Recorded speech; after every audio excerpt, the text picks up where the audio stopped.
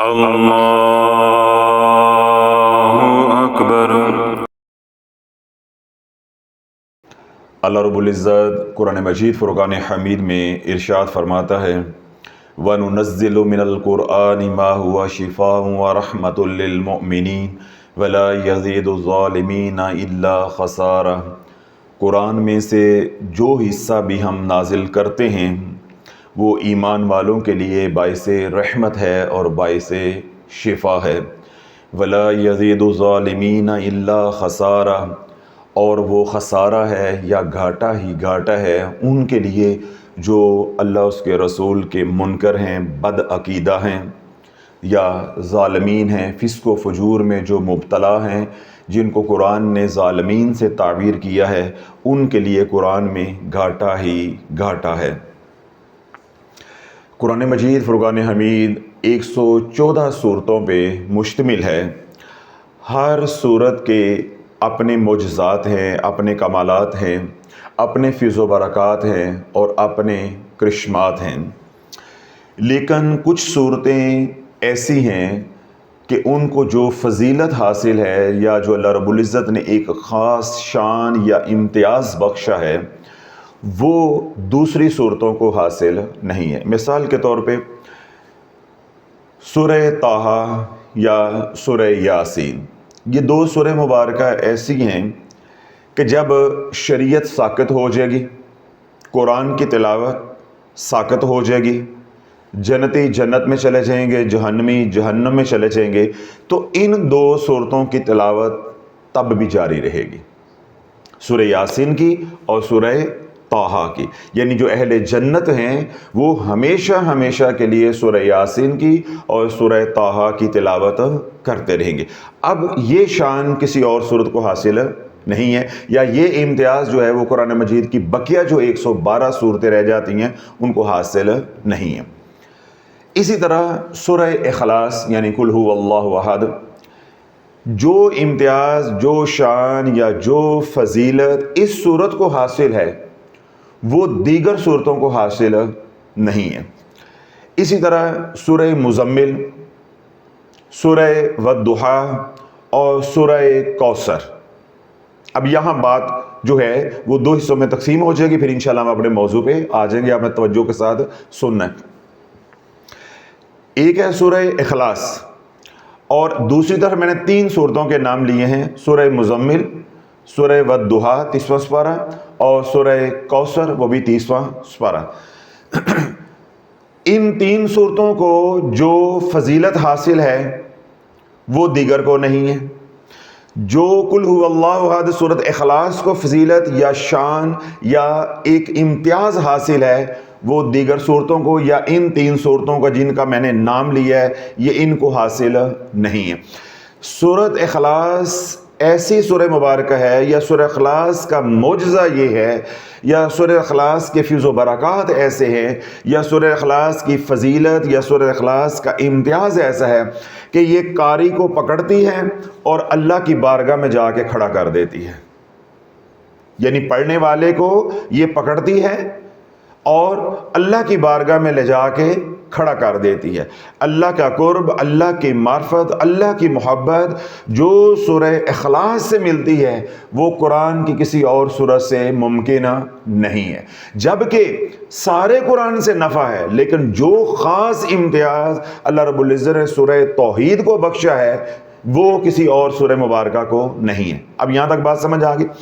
آگے میں نے کتنی صورتوں کے نام لیے ہیں؟ 3 کے، سورہ مزمل، سورہ والضحیٰ اور سورہ کوثر۔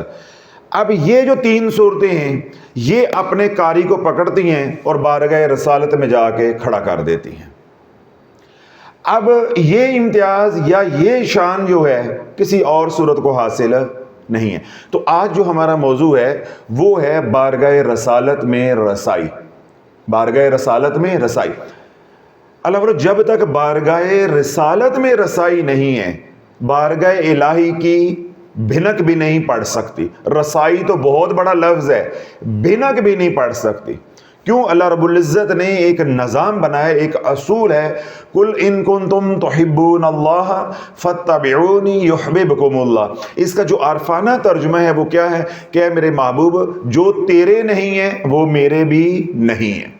تو حضور علیہ الصلوۃ والسلام کا بننے کے لیے کیا اللہ نے شرط عائد کی ہے, قل ان کنتم تحبون اللہ فاتبعونی یحببکم اللہ. اے میرے محبوب آپ فرما دیجئے کہ یہ چاہتے ہیں کہ میں ان سے پیار کروں, محبت کروں, تو یہ آپ کی غلامی میں آ جائے, آپ کی اتباع کرے. تو حضور علیہ الصلوۃ والسلام کی بارگاہ میں رسائی کے لیے اللہ رب العزت نے جو شرط عائد کی ہے وہ کیا ہے, اطاعت رسول, اتباع رسول علیہ الصلوۃ والسلام.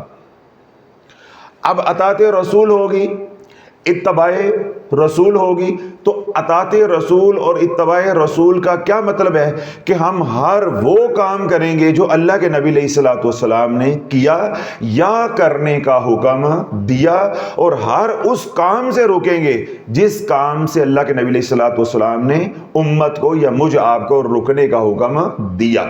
یعنی اپنی زندگی کی جو مشابہت ہے وہ زیادہ سے زیادہ حضور علیہ الصلوۃ والسلام کے قریب تر بنانے کی کوشش کریں گے, ظاہر کی اور باطن کی. تو پھر کیا ہوگا کہ ہماری مطابقت ہوگی حضور علیہ الصلوۃ والسلام کی ذات اقدس کے ساتھ. پھر اتنی جلدی ہمیں رسائی جو ہے وہ حاصل ہوگی, جتنی حضور علیہ الصلوۃ والسلام سے محبت ہوگی, جتنی حضور علیہ الصلوۃ والسلام کے ساتھ ہمیں عشق اور پیار ہوگا, اتنی ہی ہمیں رسائی ملے گی, اتنی ہی ہمیں رسائی ملے گی. اب اللہ دیکھیں, ایک شخص ہے وہ ایک بہت بڑے گراؤنڈ کے اندر کھڑا ہے, یعنی کرکٹ سٹیڈیم ہے, وہ بالکل گراؤنڈ کے درمیان میں کھڑا ہے, بہت مجمع ہے, پورے کا پورا گراؤنڈ جو ہے وہ مجمع کے ساتھ بھرا ہوا ہے. آپ یوں تصور کر لیں کہ وہ جلسہ ہے, ٹھیک ہے, تو گراؤنڈ کیا بھرا, کس سے بھرا ہوا ہے, ہجوم کے ساتھ مجمع ہے وہاں پہ ہے. اب وہ جو شخص ہے جو کھڑا ہے وہ گراؤنڈ کے کہاں ہے, درمیان میں, بالکل جہاں وہ پچ بنی ہوتی ہے کرکٹ کی عمومی طور پہ, وہ وہاں کھڑا ہے. اب اس کا ایک دوست ہے وہ گیٹ کے پاس کھڑا ہے, وہ بھی گراؤنڈ کے اندر, نہیں سمجھ رہے, ہے وہ بھی اندر ہے, پاس لے کے کارڈ لے کے وہ بھی اندر گیا, چار دیواری کے سٹیڈیم کے اندر ہے. لیکن میں نے کیا بتایا ہے, اس کی لوکیشن کیا آ رہی ہے, وہ کہاں کھڑا ہے, گیٹ کے پاس. اور جو دوسرا ہے وہ کہاں کھڑا ہے, بالکل بیچ میں. اب وہ جو گیٹ کے پاس کھڑا ہے, دیوار کے پاس کھڑا ہے, وہ اس کو فون کرتا ہے, کہاں ہو, یہ کیا کہے گا اس کو, میں گراؤنڈ میں ہوں, میں سٹیڈیم میں ہوں.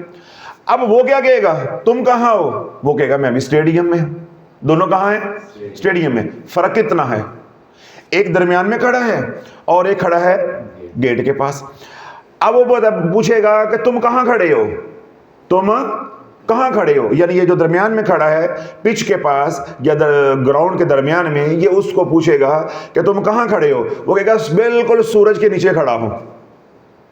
کہاں کھڑا ہوں, سورج کے نیچے. اب دوپہر کے 12 ساڑھے 12 بجے کا وقت ہے, تو سورج بالکل یوں ہوگا نا, تو وہ کیا کہے گا, میں سورج کے نیچے کھڑا ہوں. تو یہ اس کو چار سنائے گا, چونکہ لگوٹی ہوتے ہیں نا, وہ گالی چار پہلے نکالتے ہیں, پھر پہلے اس کو لتاڑے گا, پھر اس کو کہے گا کہ میں بھی تو گراؤنڈ میں ہی کھڑا ہوں, میں بھی تو سورج کے نیچے ہی کھڑا ہوں. اب وہ بھی سچا ہے کہ میں سورج کے نیچے کھڑا ہوں, اور یہ بھی سچا ہے کہ میں سورج کے نیچے کھڑا ہوں. تو جھوٹا کیڑا ہے دونوں سے, دونوں صحیح کہہ رہے ہیں نا. وہ کیا کہہ رہے ہیں کہ میں سورج کے نیچے کھڑا ہوں, یہ بھی کہے گا میں سورج کے نیچے کھڑا ہوں, جبکہ دونوں میں فاصلہ کتنا ہے. تو اللہ رب العزت نے اپنے محبوب علیہ الصلوۃ والسلام کو سراج منیر بنا کر بھیجا ہے. وہ ہدایت کا کیا ہے, منبع ہیں, سورج ہیں. تو حضور علیہ الصلوۃ والسلام کی جو بارگاہ ہے, یعنی جو کچہری ہے حضور علیہ الصلوۃ والسلام کی, اس کی مثال بالکل ایسی ہے جیسے میں نے آپ کو سمجھانے کی کوشش کی ہے. جب حضور علیہ الصلوۃ والسلام تشریف فرما ہوتے ہیں تو ہر بندہ یہی سمجھتا ہے کہ میں حضور کے قریب ہوں. یہ حضور علیہ الصلوۃ والسلام کا معجزہ ہے, یہ باتیں کتابوں سے نہیں ملے گی. یہ حضور علیہ الصلوۃ والسلام کا معجزہ ہے کہ جب حضور علیہ الصلوۃ والسلام کی کچہری میں کوئی بھی آپ کا امتی رسائی حاصل کر لیتا ہے تو وہ یہ سمجھتا ہے کہ میں ہی حضور کے قریب ہوں سب سے زیادہ. سمجھ آ گئی. تو جب کوئی دوسرا اس کو بتاتا ہے تو پھر اسے معلوم ہوتا ہے کہ میں تو بہت پیچھے ہوں, یہ تو بہت میرے سے اور آگے ہے. سمجھ آ گئی. اب کہنے کو کیا ہے, دونوں ہی کہیں گے کہ ہم حضور کی کچہری میں ہیں، یہ دونوں ہی کہیں گے کہ ہم سٹیڈیم کے اندر ہیں، یہ دونوں ہی کہیں گے ہم سورج کے نیچے ہیں۔ جو حضور کی کچہری میں بیٹھے ہیں لاکھوں لوگ، وہ سارے کہیں گے ہم حضور کی کچہری میں ہیں، ہم حضور کے بالکل سامنے بیٹھے ہیں، حضور علیہ الصلوۃ والسلام ہمارے سامنے تشریف فرما ہے۔ لیکن جب لوکیشن ایگزیکٹ لی جائے گی تو پھر وہ کیا کہے گا، اچھا یہ بتا کہ اپنے قریب کی نشانی بتا، تو سورج کو چھوڑ اپنے قریب کی نشانی بتا تو کہاں کھڑا ہے؟ وہ کہے گا میں گیٹ کے پاس کھڑا ہوں۔ تو اس کو پھر وہ کیا سنائے گا کہ چولا گیٹ کہاں اور گراؤنڈ کا درمیان کہاں، میں وہاں کیسے آ جاؤں؟ اب تجھے میرے پاس آنا پڑے گا، میں تو ادھر درمیان میں ہوں، سورج میرے اوپر ہے۔ وہ کہا سورج تو میرے اوپر بھی ہے۔ تو حضور سب کے اوپر ہے۔ حضور علیہ الصلوۃ والسلام کا پرتاؤ اپنی کچہری کے اوپر مکمل ایسے ہوتا ہے کہ ہر دیکھنے والا کہتا ہے کہ بالکل حضور میرے سامنے بیٹھ کے جو ہے وہ کلام جو ہے وہ فرما رہے ہیں، یا تشریف فرما ہے۔ لیکن جو مقامات ہیں وہ الگ الگ ہوتے ہیں، کوئی کہاں بیٹھا ہے، کوئی کہاں بیٹھا ہے، کوئی کہاں بیٹھا ہے۔ جب وہ آس پاس سے اپنی لوکیشن بتائے گا کہ میں بابا فرید کے پاس بیٹھا ہوں، تو بابا فرید جو ہے وہ فلاں ولی اللہ سے 20 صفحے آگے ہے، تو پھر بندے کو پتہ چلے گا کہ میں گیٹ تے ہاں تے وہ سینٹر چ بیٹھا ہے۔ یا وہ یوں لوکیشن بتائے گا کہ جہاں صحابہ کی صفحیں ختم ہوتی ہیں نا، ان صفوں سے 4 صفحیں چھوڑ کے میں پیچھے بیٹھا ہوں، تو پھر اسے پتہ چلے گا بھائی صحابہ کی صفحیں تو بہت آگے ہیں۔ لیکن یہ سارا کیا ہے؟ ساری کچہری۔ تو میں نے حضور علیہ الصلوۃ والسلام کا جو روحانی کچہری کا منظر ہے وہ تھوڑا سا آپ کو ذوق و دبالا کرنے کے لیے، کیونکہ آج کا عمل بھی ایسا ہے، بیان بھی ایسا ہے، تو میں نے آپ کو بتا دیا کہ آپ کے دل میں ذوق پیدا ہو کہ اللہ رب العزت جو ہے وہ ہمیں بھی اس کچہری تک رسائی جو ہے اس دنیا میں عطا فرمائے۔ اور جب جنت میں حضور علیہ الصلوۃ والسلام کا ساتھ ہو، اللہ والو جب جنت اور جہنم کا فیصلہ ہو جائے گا تو پہلا میلاد جو ہوگا حضور علیہ الصلوۃ والسلام کی صدارت میں ہوگا۔ یہ جو آج ہم کلام پڑھتے ہیں، حضور علیہ الصلوۃ والسلام کی ثناخوانی کرتے ہیں، آپ حضور علیہ الصلوۃ والسلام کی جو ہے وہ مقامات کو بیان کرتے ہیں، معجزات کو بیان کرتے ہیں، عظمت اور شان کو بیان کرتے ہیں شاعری کی صورت میں یا نعت کی صورت میں، تو جو پہلی محفل سجے گی اللہ اس پہلی محفل میں ہمیں بھی جو ہے وہ موقع عطا فرمائے، اور اللہ رب العزت جو ہے وہ اپنے محبوب علیہ الصلوۃ والسلام کا جو ہے وہ قرب عطا فرمائے، تاکہ ہمیں بھی کوئی پوچھے کہ کہاں ہو تو ہم کہیں گے جی بس صحابہ کے پیچھے ہی ہیں، انبیاء علیہ السلام کے پیچھے ہی ہیں۔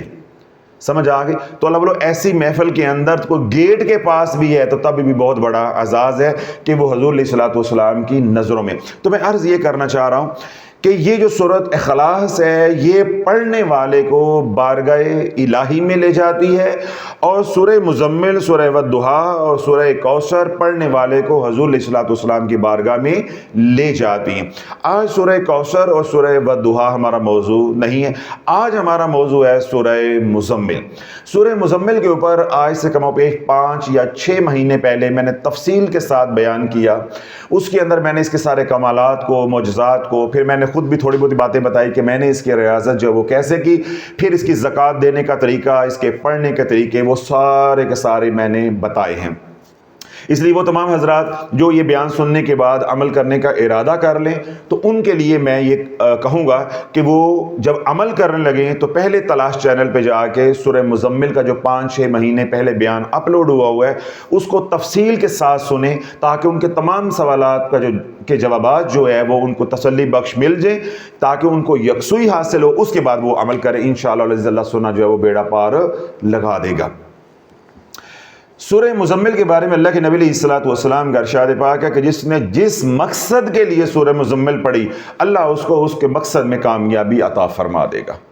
صرف اگر یہی بات پکڑ لی جائے تو یہ کافی بھی ہے، یہ شافی بھی ہے اور یہ معافی بھی ہے کہ جس مقصد کے لیے سورہ مزمل پڑھی جائے گی اللہ اس کو اس کے مقصد میں کامیابی عطا فرمائے گا، چاہے وہ دنیا کے مقاصد ہوں چاہے وہ آخرت کے مقاصد ہوں۔ جس طرح آج کل جادو کے لیے پڑھی جائے، رشتوں کی بندش کے لیے پڑھی جائے، مالی تنگ دستی کے لیے پڑھی جائے، لا علاج بیماریاں اس کے لیے پڑھی جائے، لڑائی جھگڑے ہیں ان کے لیے پڑھی جائے، یا دنیا آخرت کی خواہشات ہیں ان کے لیے پڑھی جائے، کوئی بھی مقصد ہوگا اس کو ذہن میں رکھ کے پڑھیں گے تو انشاءاللہ اللہ کے نبی علیہ الصلوۃ والسلام کی بشارت ہے کہ اللہ رب العزت جو ہے وہ کامیابی کامیابی عطا فرمائے گا۔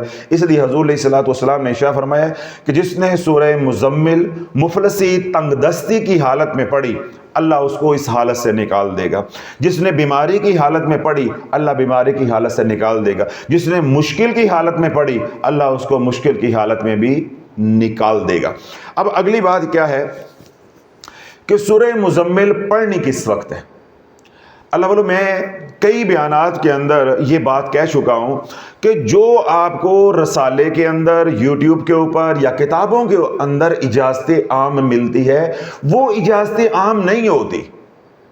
جو امت رجعت کے اندر پھنسی ہے اور اجڑی ہے اس کی کئی وجوہات ہیں، اور ان وجوہات میں جو دوسری یا تیسری سب سے اہم وجہ ہے وہ یہ ہے کہ جن اعمال کی تمہیں یوٹیوب کے اوپر یا کتابوں کے اندر یا رسالوں کے اندر اجازت دی ہوتی ہے یا جس کے نیچے لکھا ہوتا ہے اجازت عام ہے، وہ کوئی اجازت نہیں ہوتی، وہ کوئی اجازت نہیں ہوتی۔ اجازت آدھا، توجہ رکھیے گا، میں بڑی اہم بات کہنے لگا ہوں، پھر میں وہی فکر دہراؤں گا کہ یہ بات ایک دفعہ منہ سے نکل گئی واللہ عالم زندگی میں دوبارہ مجھے بھی کہنے کا موقع ملتا ہے نہیں ملتا، اور آپ کو سننے کا موقع ملتا ہے نہیں ملتا۔ کیوں؟ یہ کتابیں باتیں کتابوں میں نہیں ہوتی، یہ بزرگان سے سینہ بسینہ چلی آ رہی ہیں۔ جو ہم نے سیکھا ہم نے آپ کو بتا دیا، آپ آگے بتا دیں گے، یہ کوئی تحریری شکل میں نہیں ہوتی۔ جو رہ گئی سو رہ گئی، جس نے پانا تھا وہ سو پا گیا، جس نے کھونا تھا وہ سو کھو گیا۔ میں نے یہ بات کہی کہ جو اجازتیں آپ کو میڈیا سے ملتی ہیں، کتابوں اور رسالوں سے ملتی ہیں، یا گنگو بالی یا تیلی مراسی سے ملتی ہیں، یہ کوئی اجازت نہیں ہے۔ اللہ والو اجازت کا مطلب کیا ہے یہ ذرا سمجھ لیں روحانیت کو، پھر سورہ مزمل کو شروع کرنا ہے یا کسی بھی وظیفے کو شروع کرنا ہے۔ کوئی بھی آپ کا ہادی، کوئی بھی مرشد آپ کا دیتا ہے تو پھر آپ نے ان باتوں کو سامنے رکھ کے عمل کرنا ہے، پھر میں دیکھوں گا کامیابی ہوتی ہے یا نہیں ہوتی۔ اللہ کے حکم سے 100% کامیابی ہو کرے گی، اور میری بتائی ہوئی باتوں کو سے منحرف ہو کے دیکھیں، اگر ناکامی 101% نہ ہوئی، شافی آج بھی ذمہ دار ہے، قیامت والے دن بھی ذمہ دار ہے۔ اور وہ تمام حضرات جو اس میدان کے اندر یعنی روحانیت اور عملیات کے میدان کے اندر ناکام ہوئے ہیں، جب میں بات مکمل کروں گا انشاءاللہ ان کو بھی تشخیص ہو جائے گی، ان کو بھی نشاندہی ہو جائے گی کہ غلطی ہماری تھی، غلطی ہماری تھی، اور گمراہ کرنے والے ہمارے پیشوا تھے یہ بدبخت، انہوں نے ہمیں صحیح بات بتائی نہیں ہے، انہوں نے چورن بیچا ہے، اپنا کھیسا بھرا نکل گئے ہیں، اور ہم جو بھمر میں پھنس گئے ہیں۔ میں نے بات کہاں چھوڑی تھی کہ یہ جو آپ کو اجازت عام ملتی ہے کسی بھی صورت میں، رسالے کی صورت میں، کتاب کی صورت میں، یوٹیوب سے وغیرہ وغیرہ، یہ کوئی اجازت عام نہیں ہوتی یا یہ کوئی بھی اجازت نہیں ہوتی۔ دیکھیں کامیابی کے کتنے نمبر ہیں، یا کامیابی کیا ہوتی ہے؟ 100، ٹھیک ہے، 100 ہو گئے۔ جب آپ کو اجازت اس بندے سے ملی جس بندے کے پاس یہ عمل ہے، یعنی اس کو کہتے ہیں صاحب عمل ہونا، جس نے خود سورہ مزمل کا جو ہے وہ چلا کیا یا سورہ مزمل کی کسی درجے کی ریاضت کی ہوئی ہے، جب اس نے اپنی خوشی کے ساتھ آپ کو اجازت دے دی اور آپ کے لیے دعا کر دی، ٹھیک ہے، اور آپ کے ساتھ یہ عہد و پیمان بھی کر لیا کہ تو میرے پاس بیٹھ کے کر، یا جہاں بھی تو کرے گا تو میری توجہ تیری طرف رہے گی، اور جو رہنمائی ہو سکی وہ میں کروں گا روحانی طور پہ بھی، اور اگر زمینی فاصلہ کم ہے تو تم میرے پاس آ کے جو رہنمائی بھی لینا چاہو میں حاضر ہوں۔ جب یہ والا عہد و پیمان ہو گیا، اس نے اجازت خوشی سے دے دی، چاہے اس نے محض فی سبیل اللہ دے دی، چاہے آپ نے اس کی خدمت کر دی، نظر و نیاز دے دی، ایک بات۔ دوسری بات اللہ والے یہ ہے کہ کبھی بھی صاحب عمل سے اجازت لو، وہ اپنی خوشی سے اجازت دے دے۔ مثلا میں کہتا ہوں جی آپ آئے، میں نے کہا ٹھیک ہے آپ سورہ مزمل پڑھو، جتنی بار والا کرنا ہے عمل آپ کرو، میری دل سے آپ کو اجازت ہے، اس کے بعد میں نے دعائے خیر بھی کر دی۔ کبھی بھی استاد کے در پہ جاؤ، توجہ رکھیے گا، کبھی بھی استاد کے در پہ جاؤ، استاد ہوگا نسلی، نہیں سمجھ رہے، آپ کے دھیان نہیں ادھر ہے، استاد کیا ہوگا؟ نسلی۔ استاد ہوگا اصلی، وہ کبھی بھی آپ سے معاوضہ طلب نہیں کرے گا، اجازت کے لیے پیسہ، نظر و نیاز نہیں مانگے گا، یہ پہلی بات لکھتے جاؤ ساتھ ساتھ، وہ کبھی بھی نظر و نیاز نہیں مانگے گا۔ اگر اجازت لینے والا، مثلا میں گیا ہوں کسی کے پاس، اگر اجازت لینے والا ہوگا اصلی ہوگا نسلی تو وہ نظر و نیاز دیے بغیر اس کی بارگاہ سے نکلے گا نہیں. ہوں پہلا شافی نے دھوبی پٹکا مارا ہے نا, تو پہلے ہی بم پھٹ گیا ہے کہ غلطیاں تو ہماری اپنی ہیں. کہ بعضوں کے پاس ہم گئے, انہوں نے جاتے ہی کہا جی اتنا پیسہ دو گے تو یہ کام ہوگا. وہ بھی جھوٹے تھے, وہ بھی کیا تھا, مکر و فریب تھا. وہ صاحب عمل نہیں تھے, وہ دنیا کے حریص تھے, دنیا کے کتے تھے. وہ تو اللہ کے دین کو بیچ رہے تھے, کلام کو بیچ رہے تھے, وظیفے بیچنے والے تھے. نظام کیا تھا, جھوٹا. ہم نے جھوٹے سے, دجال سے, فریب میں آ کے ہم نے عمل لے لیا. اس سے کیا ہمیں ملنا تھا؟ ہم نے رجت میں پھنسنا تھا اور ہم نے مرنا ہی مرنا تھا.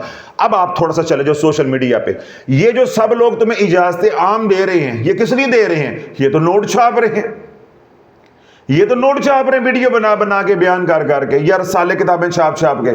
تو ان کی اجازت کوئی اجازت نہیں ہے.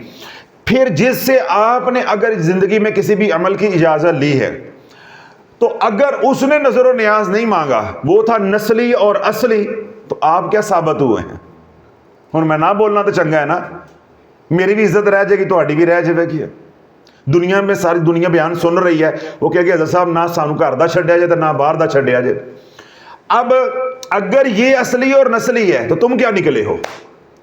تو جب غلطی ادھر سے ہوئی یا غلطی ادھر سے ہوئی, عمل جو ہے وہ پلٹ کے رہے گا. کیوں؟ تیرا کوئی والی وارث نہیں ہے. میں نے ایک بیان میں بھی یہ بات سمجھائی تھی کہ جو اصلی اور نسلی ہے, جس نے عمل کی اجازت دی ہے, اس نے دل سے بھی اجازت دی ہے. نہیں سمجھ رہے؟ دل سے بھی اجازت دی ہے. کسی کو نکال دو, میں سامنے آتا ہوں, میں نے اجازت دی ہے, اور میں نے محض اللہ کی رضا کے لیے اجازت دی ہے, دل سے اجازت دی ہے. میرے دل میں کوئی طمع اور لالچ نہیں تھا کہ مجھے جاتی دفعہ یہ کوئی نظر و نیاز دے کر جائے گا. انہوں کہیں مناواں, سمجھ آئیے؟ اس کو کیسے مناؤں؟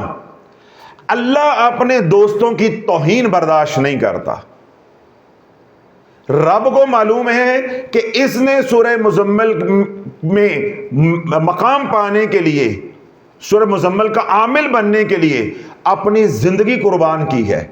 تو اس عمل کی اس بندے نے یہ قیمت لگائی ہے. لین تو بعد جی السلام علیکم, اچھا جی دعا کر دیا جی, آؤ گے جی. اب میں بتا رہا ہوں کہ میں نے خوشی سے اجازت دی ہے, لیکن اللہ نہیں چھوڑتا, اللہ نہیں چھوڑتا. اس لیے یہ نقطہ سمجھا رہا ہوں, کسی بھی عمل کی کسی سے بھی اجازت لو, اگر تو اجازت دینے والا صاحب عمل ہوگا واقعی, اس کی نشانی میں نے بتائی ہے, اگر وہ نسلی اور اصلی ہوگا, وہ آپ سے کبھی بھی کوئی طمع نہیں کرے گا, کوئی پیسہ, کوئی نظر و نیاز, کوئی شرائط اس کی نہیں ہوگی. وہ اجازت دے گا تو محض اللہ کی رضا کے لیے دے گا. اور ایسے بندے سے اجازت لے کر کسی نہ کسی شکل میں آپ نے اس کو راضی نہ کیا, اللہ نہیں جے راضی ہوندا. وہ تو مانگ ہی نہیں رہا, اللہ نہیں راضی ہوتا.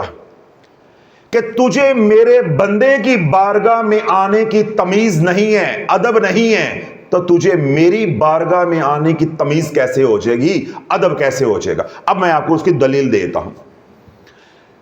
میں نے بات کہاں چھوڑی آگے, کہ اگر تو صاحب اجازت ہوگا اصلی نسلی, وہ دل سے اجازت دے گا اور اللہ کے لیے دے گا, اور وہ کوئی شرائط نہیں رکھے گا, کوئی طمع نہیں کرے گا, کچھ آپ سے مانگے گا دنیا کے لحاظ سے نہیں ہے.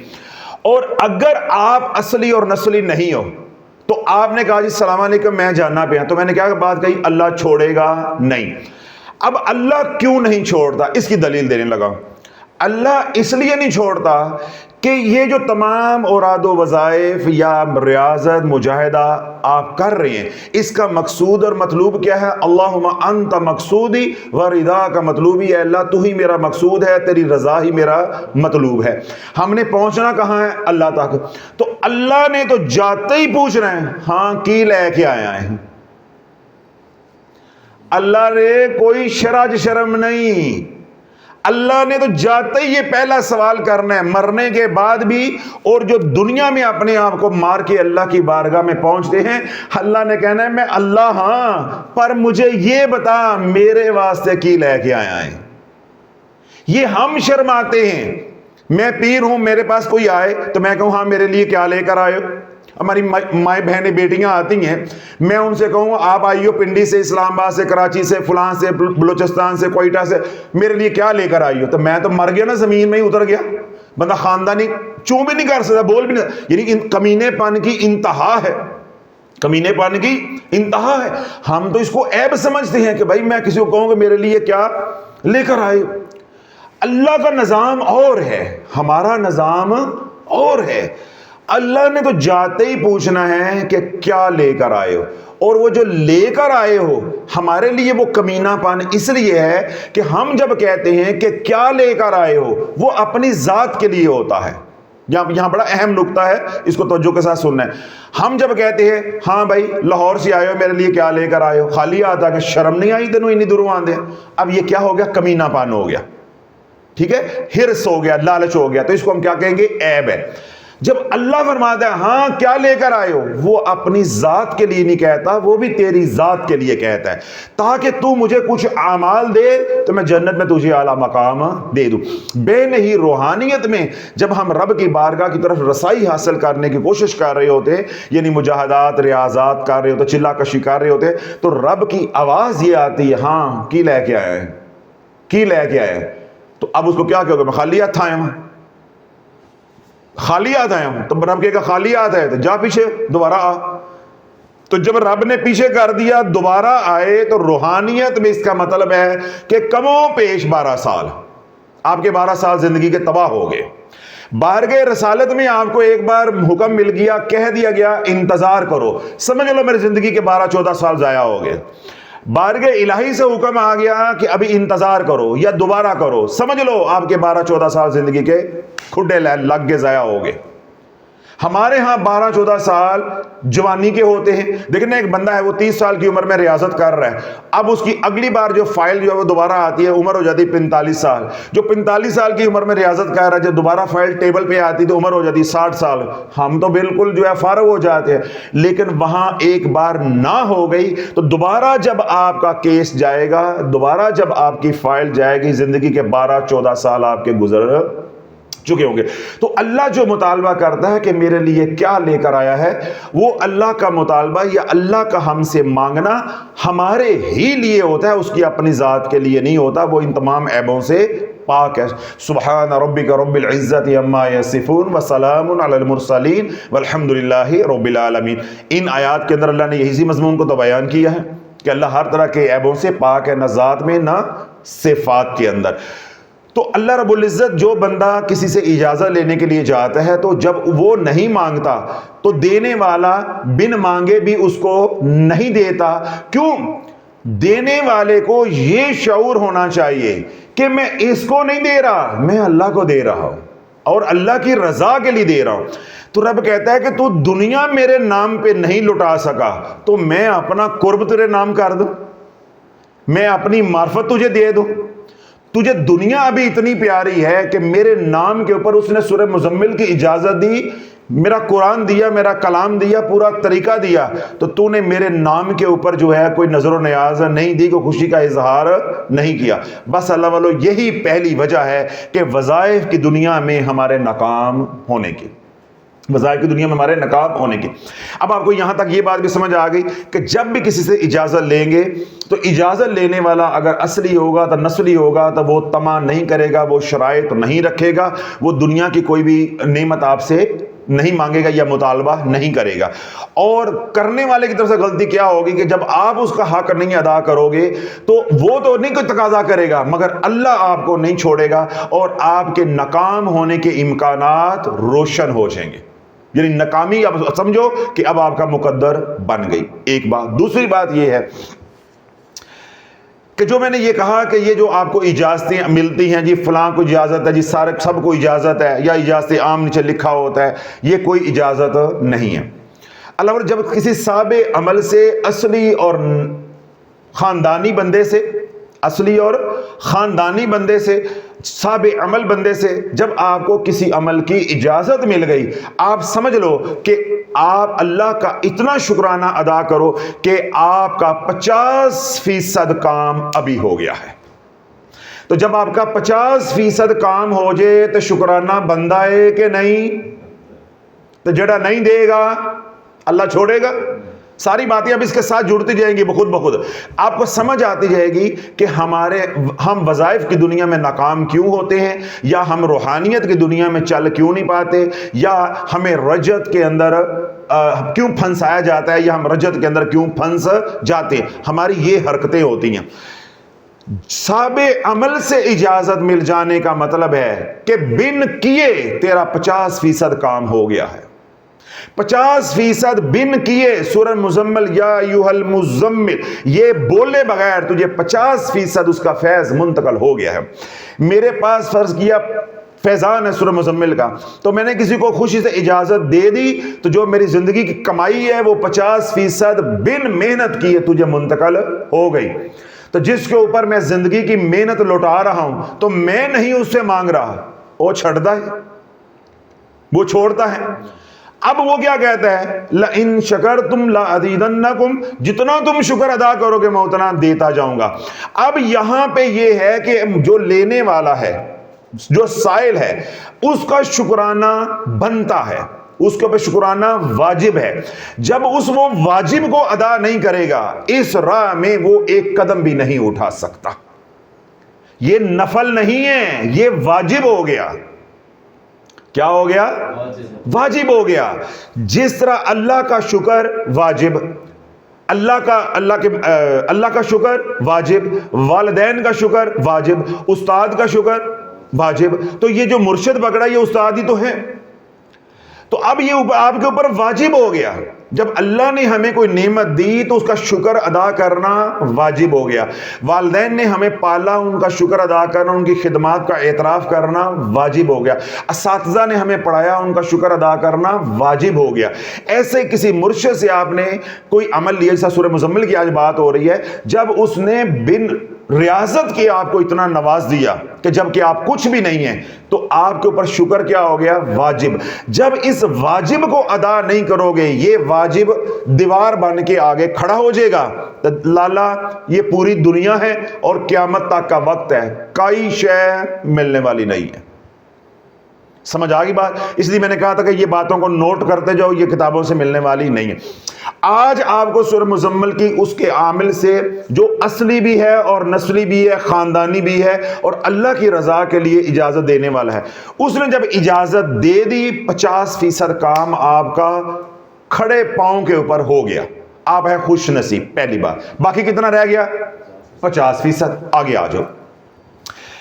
جب آپ نے عمل شروع کیا, جس طرح اس نے رہنمائی کی, جو کہ میں آگے آپ کو کروں گا انشاءاللہ, جیسے اس نے رہنمائی کی, جب آپ عمل شروع کرنے لگے, ابھی کیا نہیں ہے, اجازت لے کے گھر پہنچے ہیں, آج آپ نے تیاری کی ہے, عمل شروع کرنا ہے.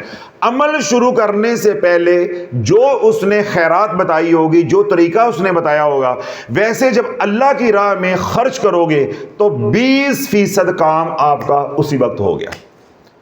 باقی کتنا رہ گیا؟ 30%. ابھی کیا کچھ بھی نہیں کیا, ابھی کیا کچھ بھی نہیں ہے. 70% کام ہمارا بن کیے ہو گیا, تو باقی کتنا رہ گیا؟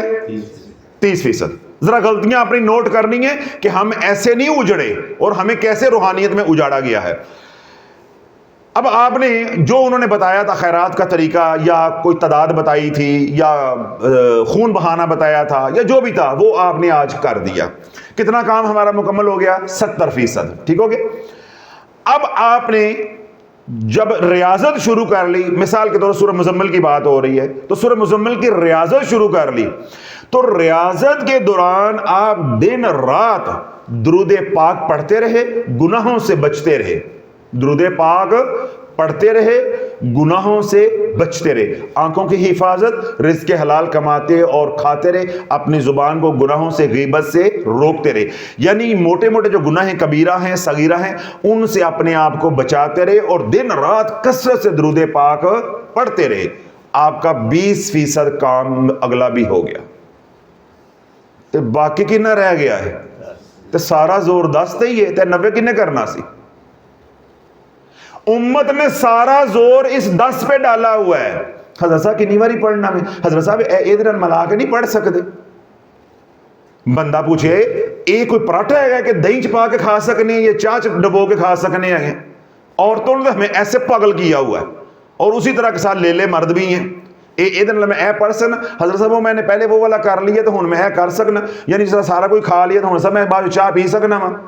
بھائی چاہ پی سکنا، ساتھ چونڈی مورد بھی کھا سکنا ہے، جو مرضی کھا، ہمیں کیا پوچھتے ہو؟ تو اب آپ کا سارا زور کس کے اوپر ہے؟ 10% کے اوپر۔ یہ 90 کس نے کرنا تھا؟ نہ آپ نے سابق عمل سے اجازت لی، نہ اس کو آپ نے راضی کیا، نہ آپ نے صدقہ خیرات کیا، نہ آپ نے کثرت سے درود پاک پڑھا، اور نہ گناہوں سے توبہ کی۔ آپ نے تو ٹی وی کے سامنے بیٹھ کے وظیفے کیے، حالت گناہ میں وظیفے کیے، سود اور حرام کھاتے ہوئے وظیفے کیے، بدکاری اور زنا کرتے ہوئے وظیفے کیے۔ تو مجھے بتاؤ یہ 10% الٹے گا کہ نہیں؟ یہ 10% تیری ٹانگیں کھڑی کر دے گا، اور ٹانگیں کھڑی کر کے یوں لٹکا دینے کا نام رجت ہے۔ اب ساری کہانی سمجھ آ گئی کہ ہم روحانیت میں ناکام کیوں ہوئے ہیں، گھروں کے گھر حضور کی امت اجڑی کیوں ہے۔ اللہ بولو جو میری آپ کی ریاضت ہے وہ صرف 10% ہے، باقی سارا نظام جو ہے وہ بیرونی ہے۔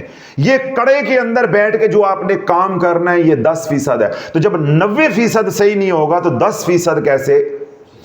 اب دیکھو 90% کے اندر 80% صحیح ہو جائے تو اس کی کمی 80% نکال دے گا، 10% چلو خیر ہے کوئی نہیں۔ تو جب 10% جو ہے وہ ہے، 90% سرے سے نہیں ہے، یہ 10 جو ہے وہ 90 کی کمی کیسے نکال دے گا؟ اب یہ 90% کام اگر صحیح ہوا ہو، جب آپ 10% کام کرنے لگیں گے جو ریاضت ہے اس میں 1%، 1.5%، 2% کوئی کمی رہ جائے گی، تو یہ 90 جو ہے وہ اس کو کیا کرے گا؟ سپورٹ کرے گا۔ تو اللہ پاک انشاءاللہ کامیابی عطا فرمائے۔ حضرت شیخ سعدی رحمۃ اللہ فرماتے ہیں کہ میں نے 6 مہینے سفر کیا ہے۔ کتنے مہینے؟ 6 مہینے، یعنی میں 3 مہینے کے لیے گیا اور 3 مہینے مجھے آنے پہ لگے۔ کس کام کے لیے سفر کیا؟ صرف عمل کی اجازت لینے کے لیے۔ پھر آپ فرماتے ہیں کہ میں نے ایک عمل کی اجازت لینے کے لیے 1400 میل سفر کیا۔ 1400 میل یعنی 2200 کلومیٹر۔ آپ یوں آسان زبان میں سمجھ لیں کہ کراچی ملتان سے 1050 کلومیٹر جہاں ہم بیٹھے ہوئے ہیں، تو یہاں سے بندہ کراچی گیا اور کراچی آیا، کراچی سے واپس آیا صرف کس بات کے لیے؟ یا یوں سمجھ لو کہ کوئی بندہ کراچی سے ادھر میرے پاس آیا، پھر یہاں سے گیا، اس سے آپ پوچھو آپ ملتان شافی کے پاس کیا لینے کے لیے گئے تھے؟ تو وہ اتنا کہ میں صرف حضرت صاحب سے سورہ مزمل کی اجازت لینے کے لیے گیا تھا۔ تو اللہ والو یہ کم قربانی ہے آج؟ وہ 15-20 ہزار روپیہ کرایہ لگائے گا، 3 دن سفر میں رہے گا، تو یہ آج کے دور کی بہت بڑی قربانی ہے۔ وہ اس دور کی بہت بڑی قربانی تھی کہ جب اونٹوں کے اوپر، بیلوں کے اوپر، خچروں کے اوپر، گھوڑوں کے اوپر سفر جب ہوتا تھا، 3 مہینے جانے پہ اور 3 مہینے آنے کے، 1400 کلومیٹر سفر کر کے عمل کی اجازت لی ہے۔ تو عمل پار کیوں نہ لگتا؟ اور اب اجازت کیا لی ہے؟ بیگم تے کچھڑے چھے اے حضرت صاحب او میری بیوی پہ پوچھ دی ہے کہ اے نال اسی کر لئیے تے میں بھی کر لا، ہاں تو بھی نال کر لے، لو جی اے اجازت ہو گئی ہے۔ ادھر بیوی بغل میں ہے تے ادھر او مریدنیاں نہ لگائے، اجازت لینے والا بیوی نے لگا ہے تے او مریدنیاں نہ لگا ہے، اجازت لینے والا بھی اس طرح کا تو اجازت دینے والا بھی اس طرح کا، تو پھر اللہ والو اجڑنا نہیں تھا تو اور کیا ہونا تھا؟ ٹھیک ہے نا؟ اجازت دینے والا شف شف اور اجازت لینے والے اف اف، تے پھر رجت نہیں سی ہونی تے اور کی ہونا سی؟ اور دسو، اجازت دینے والا شف شف، اجازت لینے والے اف اف، تو پھر بھائی ہائے ہائے تے پھر ہونی سی۔ ہن بانگاں تے دینیاں تسی سی کہ جب شافی نے جو ہے وہ چوراہے میں لا کر کھڑا کر دیا ہے، ہاں کدھر؟ او تم تو ابھی تک میرے تک نہیں پہنچ سکے، اللہ رسول کی بات کر رہے ہو، پہلے ادھر تو آؤ، تم کدھر بھاگے پھر رہے ہو؟ جب شافی نے رستہ دکھایا، انہیں پتا چلا، کراچی والوں کو پتا چلا ہے او اسی تے چرنگی چی اپنا چرنگی میں جو ہے وہ بھاگے پھر رہے ہیں، ابھی تو ہم چرنگی سے یا کرنگی سے باہر نہیں نکلے ہیں، ٹھیک ہے؟ تو پنڈی والے نے پتا چل ہے میں تو راجہ بازار جی پھرن دے ہیں، سمجھ آ گئی؟ تو اب ان کو پتا چلا کہ ہم تو اپنے مقام پہ جو ہے وہ ذلیل و خوار ہو رہے ہیں، ہم نے تو مقام کو طے نہیں کیا، اور جنہوں نے ہمیں عمل کی اجازت دی انہوں نے سمجھا، انہوں نے ہمیں یہ بتایا کہ ہم نے آپ کو مقام پر پہنچا دیا۔ تو یہ اللہ یہ سارا فلسفہ یا سارا طریقہ کار اجازت کا میں نے آپ حضرات کے گوش گزار بھی کر دیا ہے کہ اجازت ہم لیں گے سابق عمل سے جس نے یہ عمل کیا ہو۔ اب سورہ مزمل کا جس نے عمل کیا ہوگا وہ آپ کو یہ بتائے گا کہ اس کے پڑھنے کا وقت کیا ہے، اس کے پڑھنے کا وقت کیا ہے۔ سورہ مزمل اندھیرے میں پڑھی جاتی ہے، یہ روشنی میں پڑھنے والی سورت نہیں ہے۔ اب اس کا یہ مطلب نہیں ہے کہ پڑھ ہی نہیں سکتے، میرے بتانے کا مقصد یہ ہے کہ فضیلت کے حوالے سے اگر آپ نے نفع اٹھانا ہے، جب آپ نے چلا کرنا ہے، یہ چلا دن میں نہیں ہوگا، یہ ریاضت دن میں نہیں ہوگی، یہ ریاضت اندھیرے میں ہونی ہے۔ جب آپ نے تکرار کر رہی ہیں وہ کسی وقت بھی ہو سکتی، اس کے اوپر کوئی قدغن نہیں ہوتی۔ اب میں اس کی دلیل دیتا ہوں آپ کو۔ سیدنا ابو ہریرہ راوی ہیں اس کے حدیث پاک کے، آپ فرماتے ہیں کہ حضور علیہ الصلوۃ والسلام نے فجر کی نماز پڑھائی تو سارے نمازی یعنی صحابہ جو ہے حضور علیہ الصلوۃ والسلام کے گرد گھیرا ڈال کے کھڑے تھے۔ اسی اثناء میں جبریل امین علیہ السلام آئے، آپ کے پاس ایک نورانی کاغذ تھا، اس کے اوپر لکھا تھا سورہ مزمل۔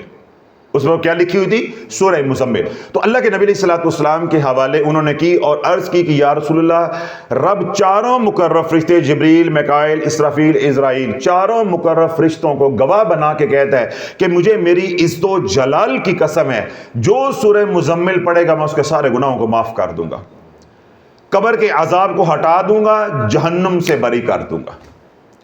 اب یہ اللہ کے نبی علیہ الصلوۃ والسلام کو آ کر بشارت دی گئی ہے، کس طرح دی گئی ہے؟ بعد نماز فجر، یعنی سورج کی کرنیں نکلنے سے پہلے پہلے سورہ مزمل جو ہے وہ نازل ہوئی ہے۔ تو یہ اس کی حد بتائی گئی ہے کہ اس حد، یہ اس کی وقت کی حد ہے، اس سے پہلے پہلے یہ پڑھنی ہے۔ سورج نکلنے سے پہلے پہلے اس کی ریاضت جو ہے وہ ہوگی تو اس کی تاثیر آئے گی، چلے کے اندر کامیابی ہوگی۔ اگر آپ سورہ مزمل دن کے وقت پڑھیں گے تو کامیابی کا امکان کم ہوتا جائے گا، یہ نہیں کہ ہوگا نہیں، امکان کم ہوتا جائے گا۔ اس لیے سورہ مزمل کا جو پڑھنے کا وقت ہے وہ ہے تہجد کا وقت۔ سمجھ آگئی؟ تہجد کا وقت ہے، یعنی جب ہمارے پاکستان کے اندر یا کسی بھی ملک کے اندر اذانیں ہو رہی ہوتی ہیں تو اذانوں سے 1 گھنٹہ پہلے آپ سورہ مزمل جو پڑھیں گے وہ اس کا وقت ہے۔ پھر آپ کی تعداد کے اوپر انحصار ہے کہ مثال کے طور پہ اب آپ نے پڑھنی ہے 111 مرتبہ تو آپ کو 2 گھنٹے پہلے اٹھنا پڑے گا، آپ واش روم جائیں گے، وضو کریں گے، تیاری کریں گے، نوافل پڑھیں گے، پھر اس کا وقت اس کے مطابق آپ کو اٹھنا پڑے گا۔ لیکن جو اس کا جن لوگوں نے 11 بار یا تھوڑی پڑھنی ہوتی ان کے لیے 1 گھنٹہ کافی ہے کہ وہ 15 منٹ میں وضو وغیرہ کر لیں، اس کے بعد تہجد پڑھ لیں، آدھا گھنٹہ بھی باقی بچ جائے گا تو وہ آرام سکون کے ساتھ 11 مرتبہ پڑھ سکتے ہیں۔ تو یہ اس کے پڑھنے کا وقت ہے۔ اب سورہ مزمل کیا ہے؟ حسن بصری رحمۃ اللہ علیہ فرماتے ہیں کہ سارا زمانہ تیرا دشمن ہو جائے، جو سورہ مزمل کی تفسیر ہے اس کے اندر یہ لکھتے ہیں کہ سارا زمانہ تیرا دشمن ہو جائے، سرب تجھے چھوڑ جائے، جادوگر تیرے پیچھے پڑ جائیں، ٹھیک ہے، دوست احباب جو اپنے تھے وہ بھی پرائے ہو جائے اور پرائے دشمن بن جائیں، کسی کا تیرے کے اوپر جو ہے، کسی کا بھی تیرے اوپر وار نہیں چلے گا، کوئی بھی تیرے اوپر اثر انداز نہیں ہو سکے گا، کوئی بھی تیرے اوپر کامیاب نہیں ہو سکے گا اگر تو سورہ مزمل کو پکڑ لیتا ہے اور اپنے معمولات میں شامل کر لیتا ہے، روزانہ پڑھنے کی عادت بنا لیتا ہے۔ جو وہ وار کریں گے ان کے وار پلٹتے جائیں گے، ان کے وار پلٹتے جائیں گے۔ اس لیے وہ تمام حضرات جو جادو سے تنگ آئے ہوئے ہیں کہ بار بار ہمارے اوپر جادو ہو جاتا ہے، بار بار ہمارے اوپر جادو ہو جاتا ہے، تو سورہ مزمل کا چلا کاٹ لے تو کیا ہوگا؟ ساری زندگی کے لیے محفوظ ہو جائیں گے۔ اللہ جدھر سے وہ جو کچھ آ رہا ہے ادھر ہی پلٹاتا جائے گا۔ حضرت نظام الدین اولیاء رحمۃ اللہ فرماتے ہیں کہ جس نے سورہ مزمل کو لکھ کر اپنے گلے میں ڈال لیا، اللہ اس کے اوپر جادو کا وار نہیں چلنے دے گا، نظر بد کا وار نہیں چلنے دے گا، حسرت کی نظر کا وار نہیں چلے گا، دشمنوں کی چالیں اس کے اوپر ناکام ہو جائیں گی۔ پھر آپ فرماتے ہیں کہ سورہ مزمل جس نے پڑھ کے چلتے ہوئے پانی کے اوپر پھونک مار دی، سورہ مزمل کا موضوع یہ ہے چلتے پانی کو ٹھہرا دے اور ٹھہرے ہوئے پانی کو چلا دے۔ اگر سورہ مزمل جو ہے پڑھ کے پہاڑ کے اوپر پھونک ماری، اللہ پہاڑ کو جو ہے وہ موم کی طرح نرم کر دے گا۔ یعنی پتھر دلوں کو پڑھ کے یہ پلائی جائے تو یہ دل نرم ہو جائیں گے۔ لڑائی جھگڑوں کے معاملے میں پلائی جائے تو گھر سے لڑائی جھگڑے جو ہے، برادری سے لڑائی جھگڑے، معاشرے سے لڑائی جھگڑے جو ہے وہ ختم ہو جائے گی۔ جادو کے مریضوں کو پلائی جائے تو جادو کے مریضوں کو شفا اللہ عطا فرما دے گا۔ بدنی بیمار ہیں ان کو پلائی جائے تو اللہ شفا کاملہ عاجلہ عطا فرما دے گا۔ پھر حضرت نظام الدین اولیاء رحمۃ اللہ لکھتے ہیں کہ جب سمرقندی رحمۃ اللہ، شیخ سمرقندی رحمۃ اللہ علیہ کو حجاج بن یوسف نے قید کیا اور آپ کو بیڑیاں پہنا دی تو حضرت شیخ سمرقندی رحمۃ اللہ فرماتے ہیں کہ میں نے سورہ مزمل کو پڑھنا شروع کیا جب میں قید خانے میں تھا، تو میں نے سورہ مزمل کو پڑھنا شروع کیا، تو ابھی سورہ مزمل کے دوسرے رکوع کا آغاز ہوا تھا کہ میری بیڑیاں ٹوٹ گئی۔ تو اللہ والو، جن مصیبتوں کے اندر پھنسے ہو، جن بندشوں نے آپ کو پریشان کیا ہوا ہے یا حالات نے پریشان کیا ہوا ہے، ان حالات کی بیڑیوں سے آزاد ہونا چاہتے ہو، بندشوں سے آزاد ہونا چاہتے ہو، تو سورہ مزمل پڑھو، اللہ سونا جو ہے وہ کامیابی عطا فرما دے گا۔ پھر مولا علی فرماتے ہیں کہ میں نے 170 جنگیں لڑی ہیں، اور 170 جنگوں میں جو فتح ہوئی ہے سورہ مزمل کی برکت سے ہوئی ہے۔ پھر مولا علی ہی فرماتے ہیں کہ خیبر کا جو دروازہ ہے جب میں نے اکھاڑا تو اس وقت میں سورہ مزمل پڑھ رہا تھا۔ وہ طاقت علی کی بدنی نہیں تھی، وہ طاقت علی کے ایمان کی تھی، اور ایمان کے اندر جو روحانی قوت تھی وہ سورہ مزمل کی تھی، وہ سورہ مزمل کی تھی۔ تو یہ ساری باتیں کسی نہ کسی انداز کے اندر جو سابقہ بیان ہے اس کے اندر بھی میں نے کی ہوئی ہیں، جن کو جو میرے ذہن میں آئی ہیں وہ میں نے ساری آج کوشش کی ہے آپ کو دہرا دوں۔ اب وہ تمام حضرات جنہوں نے سورہ مزمل کا پہلا بیان سن کے ریاضت کر لی ہوئی ہے وہ حضرات بھی، اور آپ میں سے جو نئے لوگ آئے ہیں وہ بھی، جو سوشل میڈیا پہ نئے لوگ سن رہے ہیں وہ بھی، جو ایام 20 ہے ہر مہینے کیا 13، 14 اور 15، 13 کی رات، 14 کی رات اور 15 کی رات، ٹھیک، جن کو ایام 20 کہا جاتا ہے۔ ان میں کیا ہوتا ہے کہ روحانیت اپنے جوبن پہ ہوتی ہے۔ جو 3 دن کا عمل ہو زندگی میں کبھی بھی روحانیت کی دنیا میں، عملیات کی دنیا میں، تو حد الامکان کوشش کرو جو اگر 3 دن کا عمل ہے تو ان 3 دنوں میں کرو، آپ کو وہ نفع ہوگا جو سالوں میں بھی نفع نہیں ہوگا۔ سمجھ آ گئی؟ اب 15 کے بعد عملیات کی دنیا میں وظیفہ نہیں کیا جاتا، کیوں؟ ستاروں کی نحوست آنے کا ڈر ہوتا ہے، رجت ہونے کا ڈر ہوتا ہے، وہ سات جو ہے وہ ہمارے لیے مفید نہیں ہوتی، اور جو آخری ہفتہ ہوتا ہے قمری مہینے کا وہ تو ویسے ہی ممنوع ہوتا ہے، اس لیے نوچاندی جمعرات کو یا سوموار کو جو ہے وہ عمل شروع کیا جاتا ہے۔ اب یہ 2 طریقے ہوتے ہیں کامیاب۔ تو ہمارا جو عمل ہے جو میں آج بتا رہا ہوں وہ ہے ہی 3 دن کا، تو یہ ہم کون سے دنوں میں کریں گے؟ 13، 14، 15۔ اب 13 رمضان، 14 رمضان اور 15 رمضان المبارک ایام 20 ہیں، روزے بھی ساتھ چل رہے ہیں، یہ عمل آپ کر لیں۔ اگر یہ بیان سوشل میڈیا پہ کوئی وہ شخص سنتا ہے کہ 13، 14، 15 رمضان المبارک گزر چکی ہے، تو اس کے لیے دوسرا موقع یہ ہے کہ وہ 25، 26 اور 27 رمضان المبارک کو یہ کرے گا۔ یہ صرف رمضان المبارک کی بات ہو رہی ہے، عام دنوں میں نہیں، میں واضح کر چکا ہوں۔ عام مہینوں کے اندر آخر پہ کرو گے تو نفع کی بجائے نقصان ہو جائے گا۔ یہ چاند اسی وقت ختم ہو رہا تھا، مہینہ ختم ہونے پہ کوئی بھی عمل نیا نہیں کرتے۔ یہ صرف رمضان مبارک میں، کہ اگر رمضان مبارک میں 13، 14، 15 کو آپ یہ عمل نہ کر سکیں، جس طرح خواتین سن رہی ہیں کسی کے ایام کا مسئلہ ہے وہ یہ عمل نہیں کر سکتی، آپ مرد حضرات ہے کسی کی مصروفیت ہے، کوئی بیماری سستی ہے، کسی نے سفر پہ جانا ہے وہ یہ عمل نہیں کر سکتا، یا وہ کوئی اور عمل کر رہا ہے وہ فارغ نہیں ہے، تو اس کا تو وقت گزر گیا، سارا سال اس کا ضائع ہو گیا، نہیں۔ اس کے لیے دوسرا موقع کیا ہے کہ وہ 25، 26 اور 27 یہ 3 راتوں کے اندر 2 طاق راتیں آئیں گی۔ ان 3 راتوں کے اندر 2 طاق راتیں بھی آئیں گی، اور بزرگان کا مشائخ کا قول بھی ہے کہ 25ویں کی رات عمومی طور پہ لیلۃ القدر ہوتی ہے، اگر 25ویں نہ ہوئے تو 27ویں کے امکانات بہت زیادہ ہو جاتے ہیں، اور اگر 27ویں کو نہ ہو تو کم امکانات ہوتے ہیں 29ویں۔ یہ 3 راتیں ایسی ہیں جن کے اندر لیلۃ القدر کا امکان بہت زیادہ ہوتا ہے، اور زیادہ امکان ہوتا ہے 25، اور اس سے زیادہ امکان ہوتا ہے 27، تو یہ 25 بھی اس میں آئے گی اور 27 بھی اسی میں آئے گی۔ تو اس لیے وہ حضرات جو 13، 14 اور 15 رمضان المبارک کو عمل نہیں کر سکیں وہ یہ عمل کر لیں 25، 26 اور 27 کو۔ یہ ہو گیا رمضان المبارک۔ رمضان المبارک کے بعد اگر کوئی یہ بیان سنتا ہے تو وہ یہ عمل کسی بھی مہینے کی، بقیہ جو 11 مہینے ہوں گے کسی بھی مہینے کی 13، 14، 15 کو کر سکتا ہے، 13، 14 اور 15 کو کر سکتا ہے، جن کو ایام 20 کہا جاتا ہے۔ ان 3 دنوں کے نفلی روزے بھی رکھے گا، آج کل تو فرضی روزے چل رہے ہیں، یعنی فرض روزے چل رہے ہیں، ان دنوں میں تو روزے نہیں ہوں گے، وہ ایام 20 کے 3 فرض نفلی روزے بھی رکھے گا، اور 7 سورہ مزمل 111 مرتبہ روزانہ پڑھے گا، اور 111 مرتبہ پڑھنے کا پورا طریقہ پہلے سننے پہ ساتھ مزید جو گزارشات ہیں وہ بھی کر دوں گا۔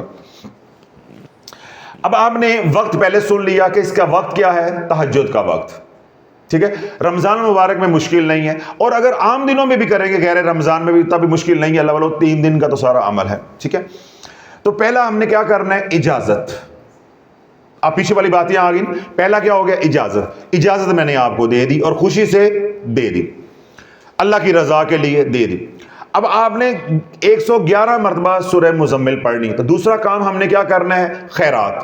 50% آپ کا کام ہو گیا، میں نے اجازت دے دی، میں نے اپنا اصلی نسلی اور خاندانی ہونا الحمدللہ ثابت کر دیا. ہن واری ہے تواڈی، ہن واری ہے تواڈی. ہن پتہ چلے گا کیڑا کیڑا چوہان ہے تے کیڑا کیڑا جٹ ہے تے کیڑا کیڑا سردار ہے تے کیڑا کیڑا ارائی ہے، کیڑا کیڑا پختون ہے اپنے آپ نو خان کہلواندا ہے، بلوچ کہلواندا ہے، ملک کہلواندا ہے، سندھی ہے، سائیں کہلواندا ہے. اے سارا کھل کے سامنے آ جانا ہے انشاءاللہ. اے 2-4 دن یہ بیان سوشل میڈیا پہ جانے کی دیر ہے، سارے سب کے شجرے میرے سامنے ہونے ہیں اللہ کے حکم سے. اپنا تو ہو گیا سیدھا صاحب. اجازت میں نے دے دی ہے اللہ کی رضا کے لیے. دعا بھی ہے کہ جو یہ کرے قیامت تک اللہ سونا جو ہے میرے سلسلے کا فیض اس کو جو ہے وہ عطا فرمائے، اس کو فیض یاب فرمائے، اور اللہ اس کو کامیابی سے جو ہمکنار کرے. اپنے محبوب علیہ الصلوۃ والسلام کی زلفوں کے صدقے، اپنے محبوب علیہ الصلوۃ والسلام کے صفاتی نام مزمل کے صدقے اس میدان میں اللہ جو ہے نا جو بھی یہ کرے قیامت تک اللہ اس کو کامیابی جو ہے وہ عطا فرمائے. تو پہلا کام ہمارا ہو گیا اجازت. تو اجازت کا مطلب 50% کام آپ کا ہو گیا. دوسرا کام کیا ہے، خیرات. تو 20% کام یہ ہے. تو خیرات آپ نے کیا کر رہی ہیں کہ جب آپ چلہ کرنے لگیں تو پہلی خیرات آپ نے کرنی ہے میری طرف سے، عامل کی طرف سے جس نے اجازت دی ہے. مثال کے طور پہ آپ مرغی کرتے ہیں تو آپ ایک مرغی کریں گے میری طرف سے، ایک مرغی کریں گے میرے اہل و عیال کی طرف سے، ٹھیک ہے. ایک مرغی کریں گے اپنی طرف سے یعنی جس نے کرنا ہے، اور ایک مرغی کریں گے اپنے اہل و عیال کی طرف سے. کتنی ہو گئی، کتنی ہو گئی، 4. پھر ایک مرغی کریں گے، جو ایک مرغی کریں گے اس میں آپ نیت یہ کریں گے کہ یا اللہ سلسلہ عالیہ قادریہ شافیہ کے جتنے بھی بزرگان ہیں ان کی طرف سے، یعنی جو ہمارا پیچھے پورا نظام ہے اس نظام کی طرف سے کریں گے. اب کیا ہو جائے گا کہ سلسلہ قادریہ کا پورا نظام بھی ذمہ دار ہو جائے گا. میں تو ہوں ہی، میں تو آگے ہوں، ذمہ دار ہو گیا. اب کیا ہوگا، اللہ مجھے بھی بچائے گا، میرے اہل و عیال کو بھی اس وبال سے بچائے گا، جو کرنے والا اللہ اس کو بھی بچائے گا، اس کے اہل و عیال کو بھی بچائے گا. تو اللہ یہ 5 مرغیاں آپ نے ذبح کرنی ہے. اگر اللہ نے حیثیت دی ہے بکرے کی تو 5 بکرے ذبح کریں گے. اللہ نے حیثیت دی ہے اونٹ کی، ویڑے کی، تو وہ ایک کریں گے، اس میں 7 قربانیاں ہو جاتی ہیں. یہ اب آپ کے اوپر ہے اور آپ کے دل گردے کے اوپر ہے. کیوں؟ جب اس طرح بتایا جاتا ہے تو ہاں نو تو بھی آندہ ہے نا. اب مجھے بتاؤ، اب یہ میں شرائط ساری بتا رہا ہوں، اب یہ شرائط کے ساتھ سودا کیسے بکے گا؟ نہیں بکے گا نا. اب جتنے بڑے بڑے خاندانی تھے وہ تو چپ کر کے انہوں نے کپڑا منہ تے پایا تے نکلو، تے مائیاں نے بھی دوپٹہ تھلے کیتا ہے، بھائی یہ کام اوکھا ہے گا، ساڈے گھر دا پکان نو کچھ نہیں، 5 مرغیاں کتھوں دے دئیے. اب یہ رش کم ہو گیا نا. تو اللہ والو اس لیے یہ پیر جو ہے یہ شرائط نہیں بتاتے، طریقہ کار نہیں بتاتے کہ ہمارا سودا کون لے گا. یہ کہتے ہیں سودا بکنا چاہیے، نظر و نیاز آئے یا آج کل ہے کہ ویوز آئیں، ہمیں یوٹیوب سے پیسہ آئے، جائے باڑ میں مرتے ہیں تو مرے، یا رسالہ ہے یہ بکے. اگر یہ پورا نظام لکھا جائے گا تو اللہ والو یہ کون خریدے گا؟ میں نے 5 مرغیاں بتائی ہیں، ادھا مجمع اٹھ کے چل پیا بھائی ساڈے وسوں یہ باہر والی گل ہے. 1000 کی بھی ہو تو 5000 کا حضرت صاحب نے خرچہ کروا بھی دیتا ہے. ابھی حضرت صاحب نے آگے چلنا پڑے گو کے جا کے کی کہنے لگے نا جی. تو پہلا کام کیا ہوگا، اجازت، وہ ہو گئی. دوسرا کام کیا ہے، صدقہ، وہ میں نے طریقہ بتا دیا، وہ ہو گیا. اب اگلا کام کیا ہے کہ آج آپ کی ریاضت کا دن ہے اور آج رات آ گئی ہے 13 رمضان المبارک کی، یا رات آ گئی ہے 25 رمضان المبارک کی، یا جنہوں نے آگے جا کے کرنا ہے تو کسی بھی مہینے کی چاند کی رات آ گئی ہے 13ویں. تو آج رات آپ نے کرنا ہے تہجد کے وقت. آپ رات کو 1:30-2 بجے اٹھ جائیں، 2 بجے بیٹھ جائیں، 3 بجے بیٹھ جائیں، جو مقامی وقت ہے اس کے مطابق. سردیوں گرمیوں میں کیونکہ وقت بدلتا رہتا ہے، وہ آپ اس کے مطابق بیٹھ جائیں، یا جس طرح کی آپ کی رفتار ہے، سپیڈ ہے پڑھنے کی، اس کے مطابق آپ سمجھ لیں کہ آپ سورہ مزمل کو جو ہے وہ 2-4 دن پڑھتے رہے. آپ کو معلوم ہو جائے گا کہ میری سورہ مزمل جو ہے میں 3 منٹ میں پڑھتا ہوں، 4 منٹ میں پڑھتا ہوں. تو 4 کو آپ 111 سے ضرب دیں گے، آپ کو اس وقت کا پتہ چل لے گا کہ یہ عمل میرے سے 2 گھنٹے میں ہوگا، 1.5 گھنٹے میں ہوگا. آپ اس کے مطابق اٹھیں گے، اپنا نظام جو ہے وہ بنائیں گے بیٹھنے کا. اب آج ہم نے کیا کرنا ہے؟ چلا، آج رات ہے چاند کی 13ویں، ہم رات کو فرض کیا اٹھ کے بیٹھ گئے 2 بجے. اب 2 بجے جب ہم پڑھنے کے لیے بیٹھیں گے تو سب سے پہلا جو کام کریں گے وہ ہے اپنا حصار کرنا. کیا کریں گے؟ حصار کے بغیر نہیں پڑھ سکتے. حصار کریں گے، اور حصار ہم کریں گے خضری عمل کا. وہ تمام حضرات جو پہلے یہ بیان سن چکے ہیں انہیں معلوم ہے کہ خضری عمل کیا ہے. جو آج پہلی بار سن رہے ہیں ان کے لیے ہمارا جو آفیشیل چینل ہے آرزو، اس پہ جائیں، وہاں پہ خضری عمل کے نام سے چھوٹا سا بیان ہے، وہ سن لیں کہ اس میں کیا کیا پڑھا جاتا ہے. تو خضری عمل پڑھ کے پہلے اپنا بدنی حصار کریں گے، پھر اپنا روحانی حصار کریں گے. کڑا دینے کی ضرورت نہیں ہے کیونکہ ہم باموکل نہیں کر رہے، ہم تاثیر کے لیے کر رہے ہیں، تو 2 حصار ہی کافی ہوں گے.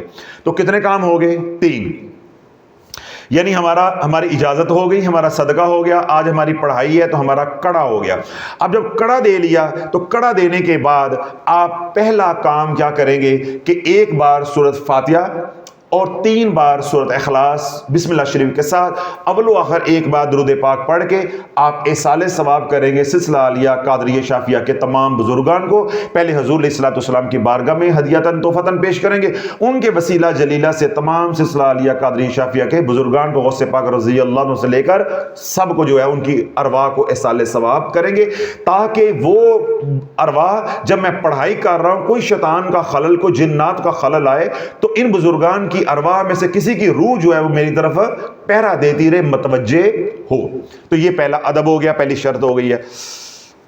اس کے بعد آپ 11 مرتبہ پڑھیں گے درود ابراہیم، 11 مرتبہ درود ابراہیم پڑھیں گے. اس کے بعد 111 مرتبہ آپ سورہ مزمل پڑھیں گے اور ہر بار جو ہے بسم اللہ شریف کے ساتھ پڑھیں گے. پھر بعد میں دوبارہ جو ہے وہ 11 مرتبہ درود ابراہیم پڑھیں گے. پانی کی بوتل آپ نے اپنے پاس رکھ لینی ہے. جب آپ کا عمل مکمل ہو جائے پانی پہ دم کر لینا ہے اور اپنے ہاتھوں پہ دم کر کے اپنے چہرے پہ پھیر لینا، اپنے بدن پہ بھی پھیر لینا ہے. اس کے بعد آپ کامیابی کے لیے جس مقصد کے لیے آپ نے یہ عمل کیا ہے آپ اللہ سے جو وہ دعائے خیر کریں.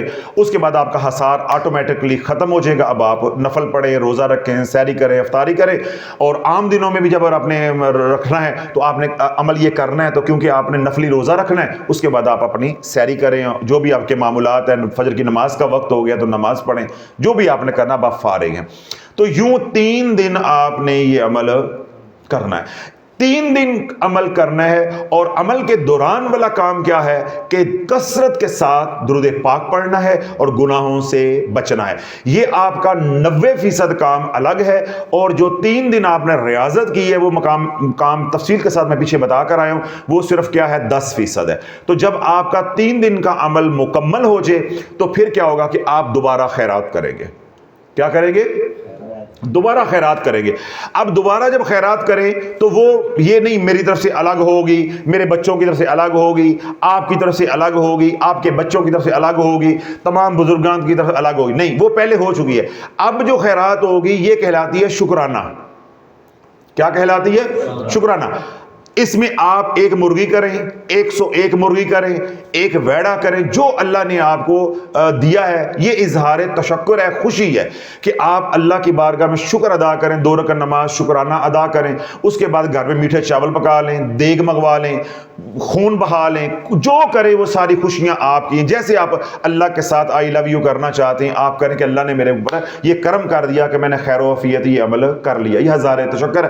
اور خاص طور پہ چھوٹے بچوں کو ضرور اس میں شامل کریں، ان سے دعا بھی کروائیں، ان کو کھلائیں پلائیں بھی. اور اس کا جو سارا اجر و ثواب ہے حضور علیہ الصلوۃ والسلام کی بارگاہ میں اور ان کے توسل سے جو سلسلہ عالیہ قادریہ شافی کے تمام بزرگان، پھر ان کے وسیلہ جلیلہ سے ساری امت کو ہدیہ کر دینا.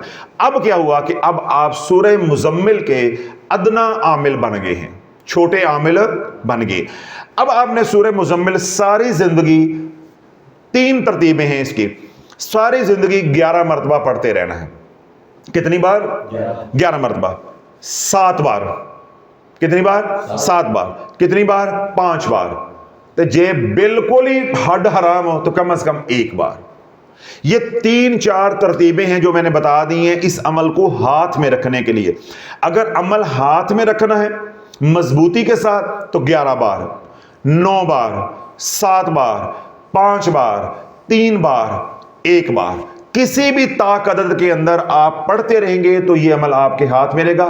اگر 11 بار پڑھتے رہیں گے تو میرے شیخ رحمۃ اللہ فرماتے تھے کہ جس نے 10 مرتبہ سورۃ مزمل پڑھ کے مٹی کو ہاتھ ڈالا, اللہ مٹی کو بھی سونا کر دے گا, مٹی کو بھی سونا کر دے. تو سلسلہ عالیہ قادریہ شافیہ کی جو ولایت ہے, یعنی غوث پاک رضی اللہ عنہ کی جو ولایت ہے, وہ سورہ مزمل کے زیر اثر ہے. اور سورہ مزمل اور سورہ اخلاص یہ دو صورتیں الگ ہیں, اس کا نظام علیحدہ ہے, اس کا نظام علیحدہ ہے. جیسا بیان کے شروع میں نے کہا کہ سورۃ اخلاص پڑھنے والے کو بارگاہ الہی میں لے جاتی ہے, سورہ مزمل پڑھنے والے کو بارگاہ رسالت میں لے جاتی ہے. اب دیکھیں آگے کیا ہے, جو سورہ مزمل پڑھتا ہے وہ سورۃ اخلاص کے بغیر رہ نہیں سکتا, جو سورہ اخلاص پڑھتا ہے اس کا سورہ مزمل کے بغیر کام نہیں بنتا. میں آپ کو دلیل دیتا ہوں. سورہ مزمل ولایت کی بنیاد ہے غوث پاک رضی اللہ عنہ. یہ سلسلہ قادریہ کی جو ولایت ہے وہ سورہ مزمل کے زیر اثر چلتی ہے, اور سلسلہ چشتیہ کی جو ولایت ہے وہ سورۃ اخلاص کے زیر اثر چلتی ہے. سلسلہ چشتیہ ایک الگ نظام ہے, سلسلہ قادریہ ایک الگ نظام ہے. تمام بزرگان سلسلہ عالیہ چشتیہ کے جن کی ولایت سورۃ اخلاص کے زیر اثر چلتی ہے, سورۃ مزمل کے عامل بھی ہوتے ہیں. تمام بزرگان جن کی ولایت سلسلہ قادریہ کی ہے اور وہ زیر اثر چلتی ہے سورہ مزمل کی, وہ سورۃ اخلاص کے عامل بھی ہوتے ہیں. اب غوث پاک رضی اللہ سورۃ اخلاص کے عامل بھی تھے.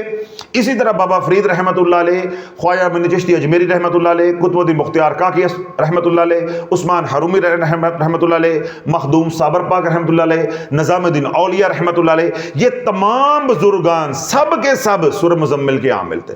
جب بابا فرید رحمۃ اللہ علیہ کے اوپر جادو ہوا تو بابا فرید رحمۃ اللہ علیہ کی طبیعت مزاج شریف بہت زیادہ خراب تھا, تو آپ نے مخدوم صابر پاک اور نظام الدین اولیاء رحمۃ اللہ علیہ کو حکم فرمایا کہ میرے سرہانے بیٹھ کے سورہ مزمل پڑھو. تو سورہ مزمل پڑھتے گئے, جادو ٹوٹتا گیا, تو فجر کی اذان سے پہلے یعنی تہجد کے وقت جا کے بابا فرید رحمۃ اللہ علیہ نے اپنی آنکھیں کھول دی کہ اب مجھے ہوش آ رہا ہے. تو کام کس سے لیا؟ سورہ مزمل سے, جبکہ ان کی ولایت کیا ہے؟ سورۃ اخلاص کے زیر اثر ہے. سمجھ آ رہی بات؟ اسی طرح سلسلہ عالیہ نقشبندیہ کی جو ولایت چلتی ہے وہ سورۃ اخلاص کے زیر اثر چلتی ہے, سورۃ اخلاص کے زیر اثر چلتی ہے, لیکن وہ بھی سورہ مزمل کرتے ہیں, وہی سورہ مزمل کرتے ہیں. تو اس لیے سورہ مزمل جو ہے وہ بنیاد ہے روحانیت کی. کیوں؟ جب تک آپ کی بارگاہ رسالت میں رسائی نہیں ہے تو بارگاہ الہی تک گئے, اور بارگاہ الہی میں جانے کے لیے آپ کی توحید مضبوط ہونی چاہیے. تو جو توحید کو مضبوط کرتی ہے وہ سورۃ اخلاص ہے, جو حضور کے پیار کو مضبوط کرتی ہے وہ سورہ مزمل ہے. تو جب یہ دو پر لگیں گے تو آپ کی پرواز ہوگی, آپ ناقص نہیں, پھر آپ کامل بن جائیں گے. تو سورۃ اخلاص کے اوپر الحمدللہ 24 یا 25 بیانات ہو چکے ہیں, یعنی 1.25 لاکھ سے لے کے 1.25 کروڑ تک پڑھنا کیسے ہے, 3 دفعہ پڑھنے سے لے کر 200 بار پڑھنا کیسے ہے عوام الناس کے لیے, پھر 1.25 لاکھ سے لے کے 1.25 کروڑ پڑھنا, یہ تمام تفصیلات جو ہے وہ موجود ہیں تلاش چینل کے اوپر, آرزو چینل اور ہمارا جو عرش چینل ہے, وہاں تمام بیانات جو ہے وہ موجود ہیں. جو حضرات سورۃ اخلاص کا عمل کرنا چاہتے ہیں وہ بھی شافیہ سوشل میڈیا سے استفادہ کر سکتے ہیں, وہ تمام حضرات جو سورہ مزمل کا عمل کرنا چاہتے ہیں وہ بھی اس سے استفادہ کر سکتے ہیں. اس کے بعد کیا ہے کہ جب آپ عامل بن گئے تو میں نے کیا بتایا کہ پھر ساری زندگی 9 بار 7 بار 11 بار 9 بار 7 بار 5 بار 3 بار یا 1 بار پڑھتے رہو گے, یہ عمل ہاتھ میں رہے گا. جو پریشانی اس پریشانی کو ذہن میں رکھ کے پڑھتے رہو گے, اللہ سونا کرم فرما دے گا. گھر میں جادو ہے تو اس کے علاج کے لیے آپ پڑھیں, گھر میں بیماریاں اس کے علاج کے لیے پڑھیں, گھر میں لڑائی جھگڑے تو اس کے علاج کے لیے پڑھیں, بیرون ملک سفر کرنا ہے, رکاوٹیں آ رہی ہیں اس کے لیے, دشمنی ہے اس سے بچنے کے لیے پڑھیں, یعنی جو آپ کے مسائل ہیں یا جو آپ کے مقاصد ہیں ان کے لیے پڑھیں. جس کام کے لیے جا رہے ہیں, دفتر جا رہے ہیں, کالج جا رہے ہیں, تھانہ کچہری جا رہے ہیں, سورہ مزمل پڑھتے ہوئے جائیں گے. اگلی اور آخری بات, اگر تو آپ سورہ مزمل پڑھیں گے 11 بار, کتنی بار؟ 11 بار. تو 11 بار جب آپ سورہ مزمل پڑھیں گے تو آپ کڑا دیے بغیر نہیں پڑھ سکتے. یہ باتیں بڑی توجہ کے ساتھ سننی. آخری باتیں, وہ دیگ میں جو آخری پلیٹ ہوتی ہے نا چاولوں کی, وہ تو اپنا ہی مزہ ہوتا ہے. اے گل یا نائی نو پتا ہوندی ہے تے یا عورتاں نو پتا ہوندی ہے, ساڈے جے چمچیاں نو پتا نہیں ہوندی, سانو نہیں کوئی پتا ہوندا. اصل راز اسی کے اندر ہوتا ہے. آخری پلیٹ دا مزہ گوڑ والے چاولاں دا یا پتہ ہوندا ہے نائی نو تے یا مائیاں نو. اے اج کل دی پود نو ایہو جیاں گلاں دی سمجھ نہیں آندی.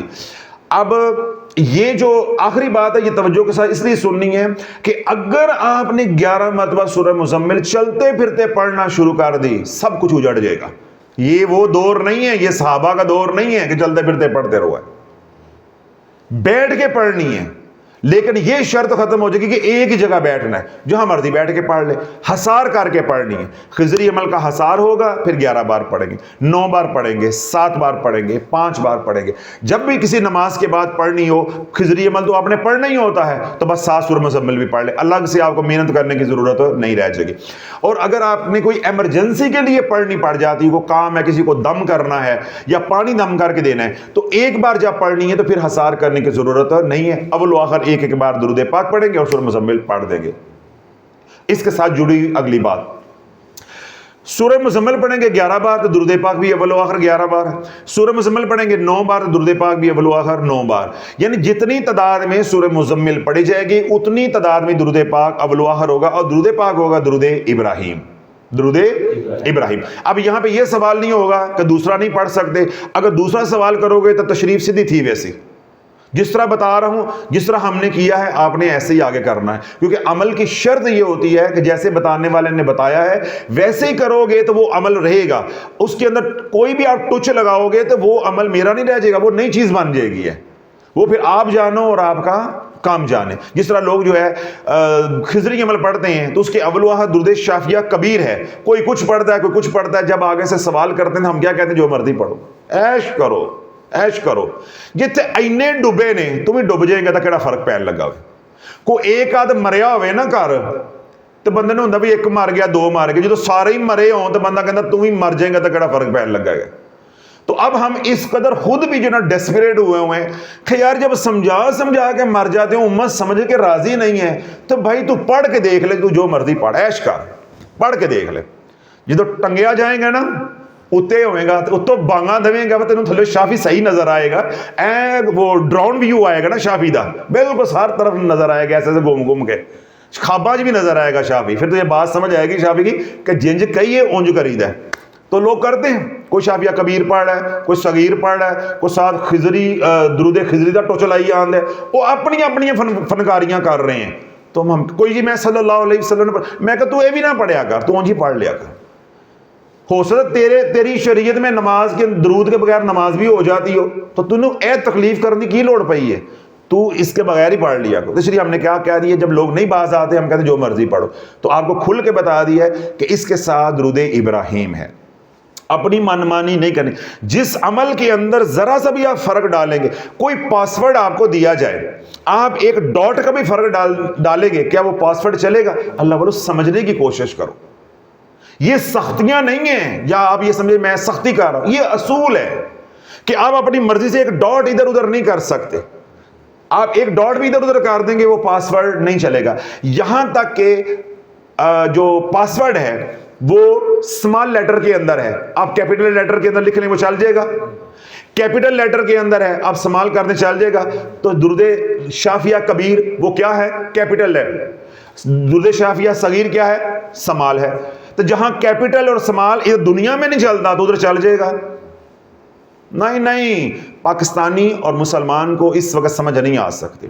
اس سے بس کی بات باہر ہو گئی ہوئی ہے. بس اللہ جس کو دل میں اتار دے، اللہ سننا میرے بھی اور اب سب سننے والوں کو دل میں اتار دے کہ جن شرائط کے ساتھ میں نے یہ عمل بتایا ہے، اللہ بولو جس گھر میں سورہ مزمل پڑھی جاتی ہے اس گھر میں اسیب ہو تو وہ جل جاتا ہے. جس گھر میں جادو ہو وہاں سورہ مزمل پڑھی جائے تو اس گھر میں سے جادو کے اثرات جو ہے وہ زائل ہو جاتے ہیں. جس گھر میں لڑائی جھگڑے ہوں وہاں سورہ مزمل پڑھی جائے تو اللہ رب العزت جو ہے وہ لڑائی جھگڑوں کو الفت میں محبت میں بدل دیتا ہے. جس گھر کے اندر مالی تنگ دستی ہو سورہ مزمل پڑھی جائے اللہ مالی تنگ دستی کو دور عطا فرماتا ہے. جس گھر میں بیماریاں جان نہ چھوڑیں اس گھر میں سورہ مزمل پڑھی جائے تو اللہ بیماریوں سے صحت اور شفا عطا فرما دیتا ہے. جس گھر کے اندر بندش ہو اس گھر میں سورہ مزمل پڑھی جائے اللہ بندش کھول دیتا ہے اور عافیت کے رستے جو ہے وہ دکھا دیتا ہے. اس طرح بچیوں کے رشتے ہیں ان کے اسباب نہیں پیدا ہو رہے، بندش لگی ہوئی ہے، تو اس گھر میں سورہ مزمل پڑھی جائے گی، یا وہ بچی خود پڑھتی ہے، اس کی ماں پڑھتی ہے، سارے مل کے پڑھتے ہیں، تو اللہ سونا جو ہے وہ عافیت والے راستے ان کے لیے کھول دے گا۔